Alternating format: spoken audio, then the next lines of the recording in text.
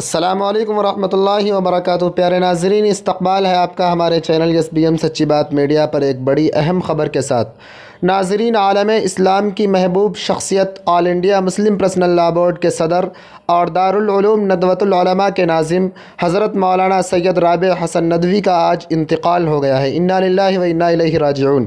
حضرت کی طبیعت کے متعلق کچھ دن پہلے یہ خبر موصول ہوئی تھی کہ آپ کی طبیعت علیل ہے، پھر یہ خبر موصول ہوئی کہ طبیعت ٹھیک ہو گئی ہے، لیکن آج صبح سے سوشل میڈیا پر ان کے انتقال کی خبر گردش کرنے لگی۔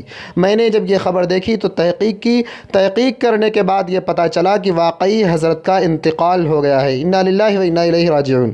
ناظرین، خبر کے مطابق حضرت کی نماز جنازہ دارالعلوم ندوۃ العلماء میں بعد نماز عشاء ادا کی جائے گی۔ اللہ تبارک و تعالیٰ سے دعا ہے کہ لواحقین کو اور آپ کے چاہنے والوں کو اور آپ کے شاگردوں کو صبر جمیل عطا فرمائے۔